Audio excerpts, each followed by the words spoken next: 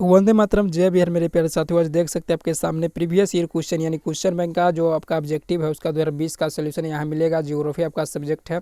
आपका सब्जेक्ट अगर 12th में बिहार बोर्ड से कर रहा है, अगर हिस्ट्री, पॉलिटिकल, ज्योग्राफी 3 सब्जेक्ट है, तो आपको जाइए 2009 से 2022 तक, या अब तक जितने भी सेंटर पे एग्जाम भी होगा तो आपको मिल जाएगा। चाहे आपका 23 में 25 में कभी भी आप वीडियो देख रहे हैं, निश्चिंत होकर जाइए। सारे वीडियो आपको प्लेलिस्ट में शॉर्ट वीडियो मिलेगा, फुल वीडियो मिलेगा, उसको जाइए समझिए।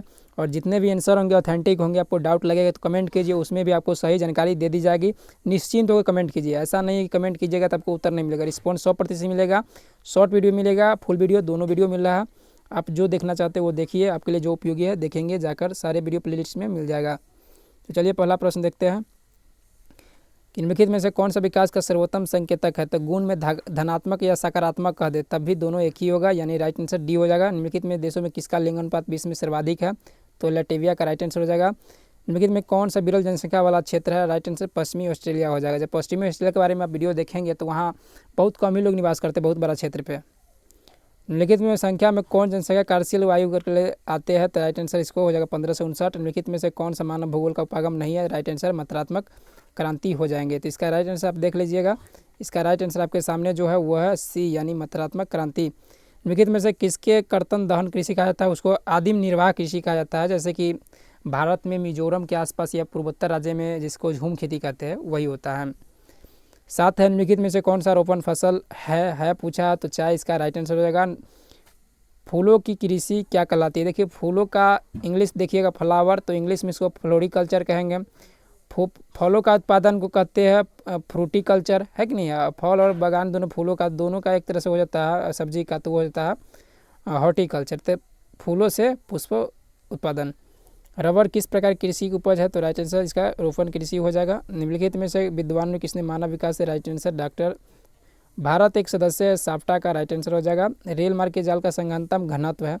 देखिए संघनतम घनत्व इसमें देश पूछा है तो संयुक्त राज्य अमेरिका हो जाएगा, वही महादेश पूछता तो यूरोप हो जाता।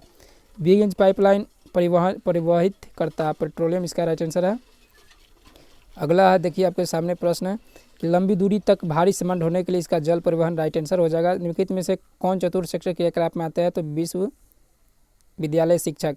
निम्नलिखित में कौन औद्योगिक नगर है? औद्योगिक नगर पूछा तो जमशेदपुर, इसका राइट आंसर है। निम्नलिखित में से आर्थिक क्रियाकलाप में कौन ग्रामीण अधिवासियों के लिए है? तो प्राथमिक, इसका राइट आंसर है। निम्नलिखित में से कौन सांस्कृतिक नगर है? तो मक्का जो है सांस्कृतिक नगर है। पर्वतीय प्रदेशों में किस प्रतिरूप का अधिवास पाया जाता है? सीढ़ीनुमा प्रतिरूप पाया जाता है।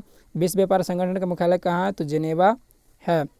भारत की जनसंख्या जनगणना के अनुसार निम्नलिखित में कौन नगर की परिभाषा नहीं पूछा, तो इसका राइट आंसर होगा ये डी, इसका राइट आंसर होगा। जहाँ इसको नहीं होना चाहिए वहाँ लिखा संलग्न, तो इस तरीके से राइट आंसर डी ही है। किस भाषा परिवार की जनसंख्या सबसे कम है? तो ये इसका राइट आंसर चीनी तिब्बती है। मानव विकास सूचकांक भारत में निम्नलिखित राज्य तो केरल का इसका राइट आंसर है। 2011 के जनगणना अनुसार भारत की जनसंख्या जो है 121 करोड़ के आसपास है। निम्नलिखित प्रदेशों में सुप्रलेखित प्राचीनतम नगर सिंधु घाटी, इसका राइट आंसर होगा। हीराकुंड परियोजना अवस्थित है ओडिशा में, इसका राइट आंसर है। निम्नलिखित में से कौन रेशेदार फसल है? तो रेशेदार फसल आपको कपास है, मेस्टा जूट भी है। निम्नलिखित में से कौन सबसे छोटी है? तो इसमें आपको तापी होगा, क्योंकि इसमें आपको माही नहीं दिया हुआ, माही रहता तो माही हो जाता। हरित क्रांति संबंधित है तो खाद्यान्न से संबंधित है। निम्नलिखित में से कौन भारतीय कृषि की समस्या है? तो इनमें से सभी है। मुंबई में पहला आधुनिक सूती वस्त्र कारखाना स्थापित किया गया क्योंकि इनमें से सभी गुण पाए गए थे। प्रादेशिक नियोजन के विशिष्ट लक्षण है? कोई कुछ भी कह दे, इसका राइट आंसर आपको सी होगा। क्षेत्र विशेष के विकास के उपागम। भारत के रेल प्रणाली के कितने मंडलों में विभाजित किया गया? देखिए वर्तमान में आपको 18 होगा मेट्रो जोड़कर, वैसे वर्तमान में 16 था। 16 के बाद एगो आपको रेलवे का मंडल जोड़ा गया, तो जैसे हाजीपुर सब ऐसे है तो 17 हो गया था, लेकिन मेट्रो जोड़कर 18 होता है, तो इनमें से कोई नहीं होगा। कभी भी आपको 16, 17, 18 ये तीनों ऑप्शन एक साथ नहीं मिलेगा।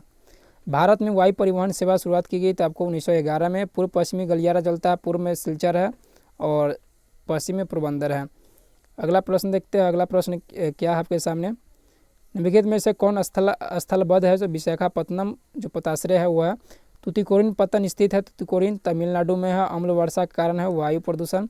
भारत में प्रथम नाभिकीय ऊर्जा परियोजना कहाँ है? तो तारापुर। और निम्नलिखित में कौन परंपरागत ऊर्जा है? तो इनमें से सभी। बालाघाट मैगजीन क्षेत्र किस राज्य में स्थित है? मध्य प्रदेश। आपसे ये भी पूछा जा सकता है कि मैग्नीज बालाघाट किस लिए प्रसिद्ध है? तो मैग्नीज क्षेत्र के लिए सभी प्रश्न आपसे पूछ सकता है।